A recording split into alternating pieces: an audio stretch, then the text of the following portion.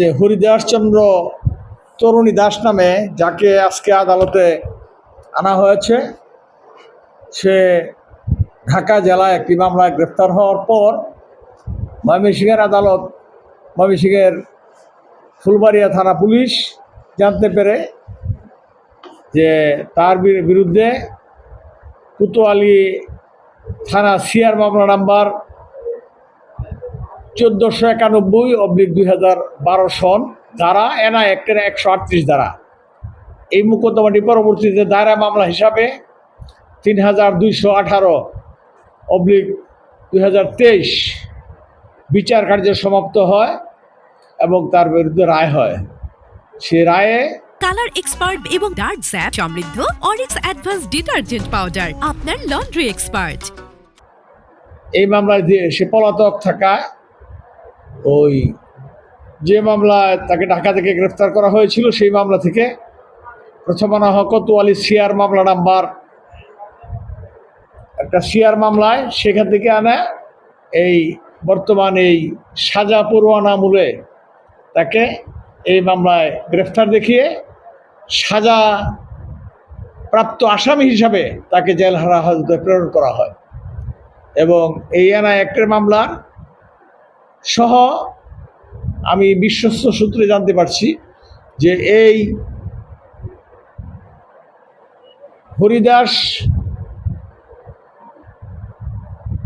ধর্মাবলম্বী, সে তৌহিদুল ইসলাম নাম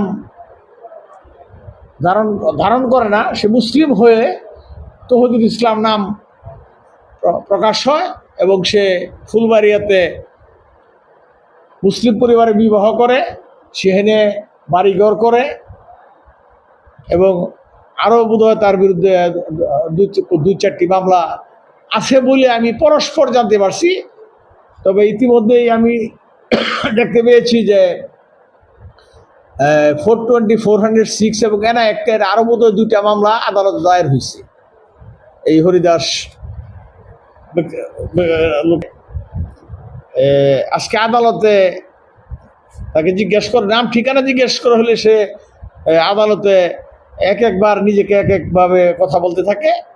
যাই হোক, সর্বশেষ যে তাকে ওই সাজা পরোয়ানা বলে তাকে জেল হাজতে পাঠানো হয়।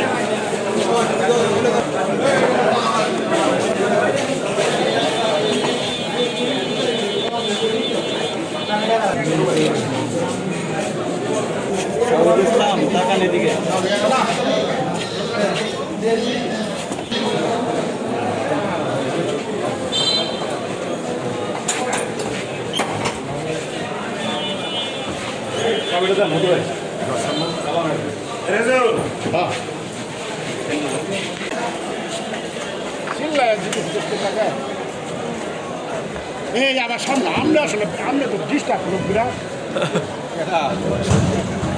আর বিরাট ডিস্টার্ব হলো।